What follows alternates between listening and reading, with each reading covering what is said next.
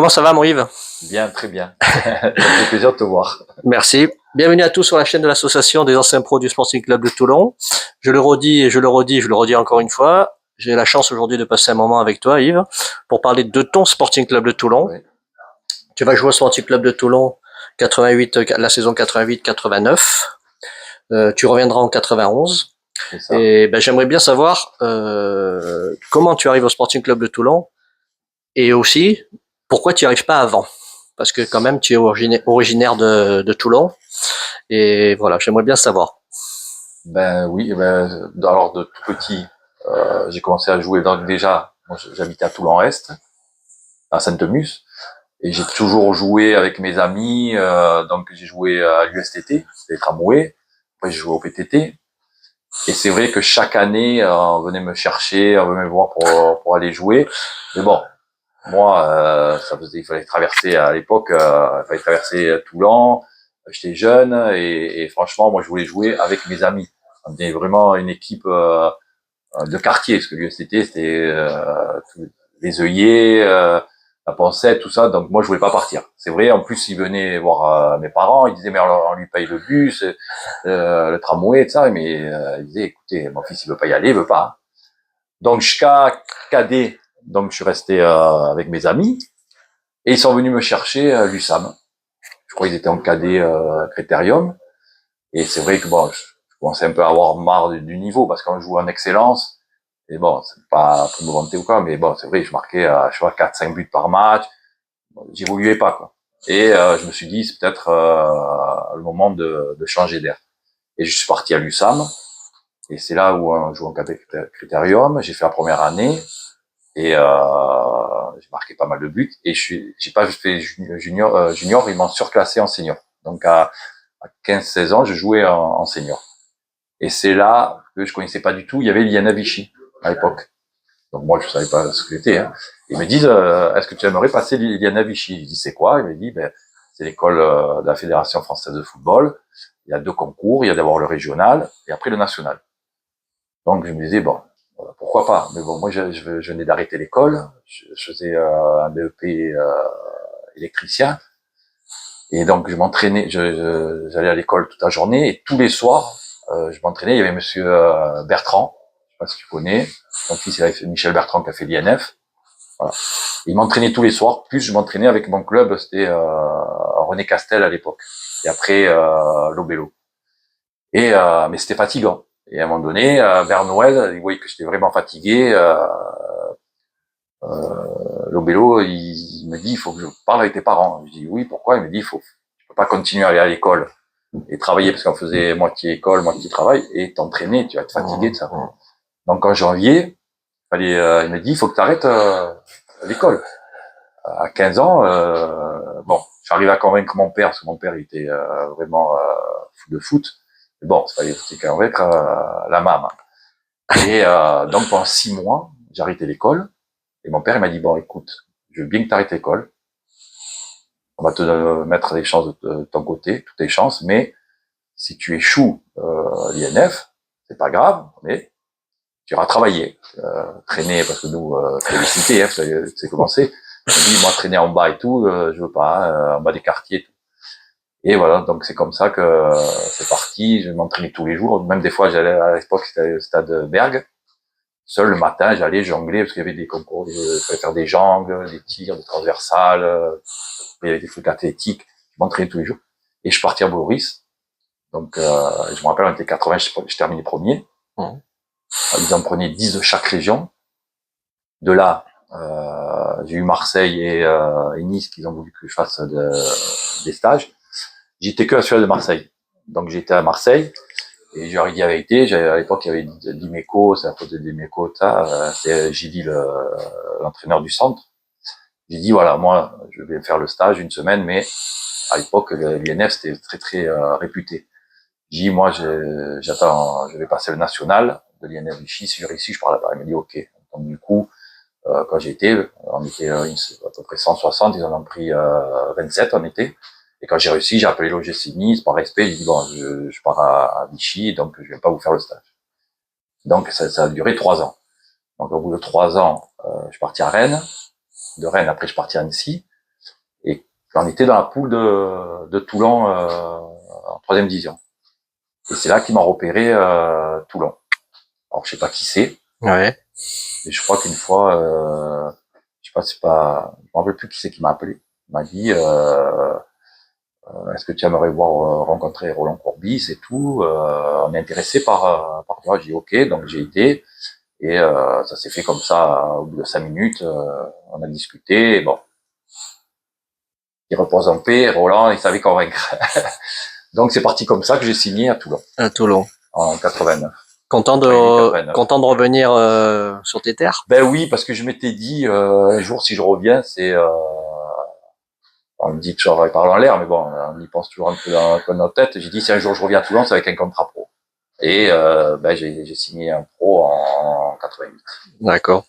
Quand tu arrives, il y a des joueurs qui, enfin, pas qui t'impressionnent, mais il y a des joueurs avec qui on voit quand tu vas arriver, Alors déjà, ce qui m'impressionne, c'est un peu le staff. Parce que bon, j'étais enfant de Toulon, j'allais voir les matchs à Bourg-en-Contre, je me rappelle. Et même des fois, à l'époque, on attendait la mi-temps pour pas payer. On nous faisait rentrer à la mi-temps gratuit. Donc, c'est vrai, t'as raison, c'est vrai. on arrivait avec les mobilettes et tout c'est de vrai. l'autre côté de Toulon et on attendait la mi-temps T'as raison. pour ouvrir les portes. Ouais. Et bon, déjà, quand j'ai vu Courbis, Ronis, attaquant comme moi, c'était mon idole. Donc déjà, j'étais émerveillé de voir ces joueurs. En plus, après, bon, il y avait Pardo. Oui, il y avait une sacrée équipe. Il y avait une belle équipe, oui, ouais, oui. il y avait une belle équipe. Hein. Ouais. Il y avait Luigi Alfano, Béranguier. Donc, non. Je connaissais déjà tous les joueurs. Tu t'intègres bien, comme ça se passe bien dans le. Oui, très bonne ambiance. J'aime un peu chambrer. J'accepte qu'on me chambre. Et en plus, à cette époque, on était pratiquement que des sudistes. Hein. Ouais. Donc, non, tout se passe très très bien. Et on avait la grinta. Voilà. On n'était peut-être pas la meilleure équipe.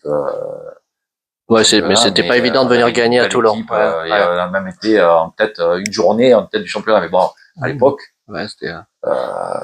tous les grands joueurs internationaux, ils étaient en France. Hein. C'est pas comme maintenant. Hein. On jouait contre Marseille, Monaco, Paris, Bordeaux. Sacrées équipes. C'était en plus, on avait droit juste à 13, on avait droit plus à 11 joueurs et 2 remplaçants. Donc c'était dur à jouer. On était sur 20-25 et voilà. Tu te souviens de quelques matchs quand même? Tu te souviens de... Oui, bien sûr. Mon premier but avec Toulon, contre Montpellier. Ouais. Donc, ouais. C'est vrai, c'est rigolo, ouais. Et après, j'ai fini, je me rappelle plus combien de matchs, mais je me rappelle les 2-3 derniers mois, avec Courbis, il aimait bien faire reculer il m'a fait reculer en 6. Chose que ça me déplaisait pas. Ouais. Mais après, en fin d'année, quand il m'a dit il y a plusieurs clubs qui s'intéressent à toi, moi j'ai dit je veux bien partir, mais attaquant. Et c'est là où je suis parti prêter à l'Est pendant 1 an. Donc ça a très bien marché. Ils ont voulu renouveler encore 1 an. Et après ils m'ont récupéré. Donc c'était en 91, 92. Voilà. En 91, tu reviens à Toulon. Voilà. Tu reviens à Toulon. Je reviens à Toulon. C'est Mosca qui arrive à Toulon. Je l'avais vu à Rennes quand j'étais sorti de Vichy, donc je le connaissais bien. Malheureusement, ça se passe mal. On perd les 5 premiers matchs. Je crois les 5 premiers matchs, on les perd. Donc il est limogé, mais je crois qu'il reste au club. Oui. Alors je sais pas, je me rappelle plus quelle fonction, si c'était directeur sportif ou bon, il reste dans le club. Et Toulon, ça allait mal, niveau argent. Ensuite, après, il voulait prendre Leonardo Rodriguez, c'est ça, Rodriguez. C'est ça, Leonardo Rodriguez. Tout à fait. Il fallait qu'un attaquant parte. Ouais. Parce qu'à l'époque, c'était, je sais pas, c'était limité. Bon. Ouais, pour les étrangers. Voilà.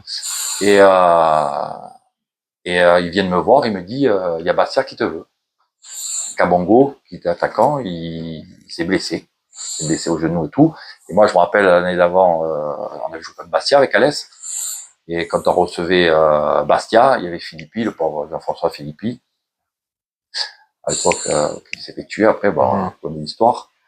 Il me dit, est-ce que tu aimerais venir chez nous l'année prochaine à Bastia?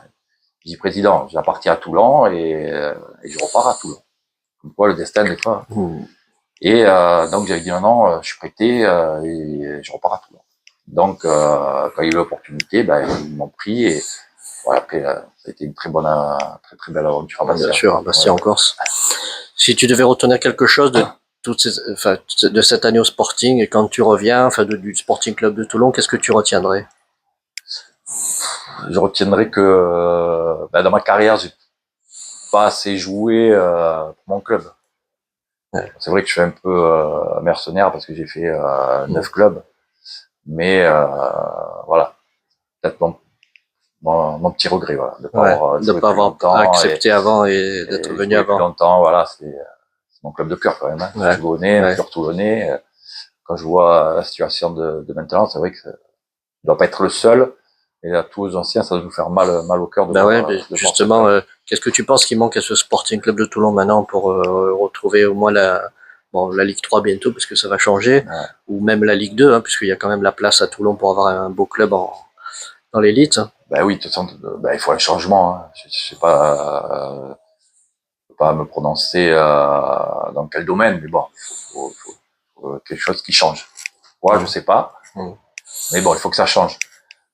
Toulon, c'est pas possible. Toulon, c'est une ville supporter, ça marche au rugby comme au foot. C'est vrai que on en parle toujours rugby, mais Toulon, moi je me rappelle quand il y avait Garcia et Noguera, je crois quand ils sont montés en national, je crois qu'ils ont fait une moyenne de 7000 personnes. Il n'y a pas beaucoup de clubs, hein. Donc Non, il y a c'est quand même un l'engouement. public, hein. Bien sûr, il y a l'engouement pour Donc aller je suis persuadé que nous, je pense que Toulon, il faut minimum Ligue 2, c'est pas possible. Ouais. En dessous, c'est pas normal. Et si tu devais garder un joueur du Sporting Club de Toulon qui t'a marqué, ou deux peut-être, ou est-ce que tu garderais quelqu'un qui... Ouais, il y en a j'ai plusieurs. Bon, après, c'est dur de sélectionner. Bon, il y a eu Roger Mendy. Bon, après, en plus, moi, j'allais le chercher. Il n'avait pas de voiture, donc j'allais le chercher. Je traversais tout Toulon parce qu'il habitait vers Sanary pour aller à l'entraînement. Et il y a eu Joseph Antoine Bell aussi, hein, comme gardien de but. Il était impressionnant. Et après, il y en a eu plein, des mecs comme Pardo. Après, plus besogneux comme Bérandier, Alfano. Bon, il a marqué l'histoire du club, hein. Donc c'est dur de dire juste un ou deux joueurs. À l'époque, vous étiez près des jeunes du centre de formation et tout ça. Vous étiez un peu, vous alliez les voir, pas les voir. Ils venaient déjà à l'entraînement. Ils venaient, vous étiez. Les voix, ben, moi je les voyais parce que quand je jouais pas en D1, donc je jouais en D3, donc je les côtoyais. Mais après c'est vrai que bon, de temps en temps, Roland prenait deux trois jeunes pour intégrer petit à petit dans le groupe. Ouais, ouais. Ouais. Est-ce que tu veux ajouter quelque chose encore sur ton Sporting Club de Toulon?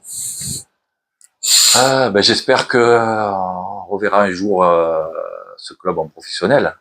Je le souhaite de tout cœur. Et voilà, hein, c'est mon seul souhait, c'est qu'un jour Toulon revienne comme avant. Ben, c'est ce qu'on va leur souhaiter. Ouais. Yves, merci beaucoup de m'avoir accordé ce petit moment.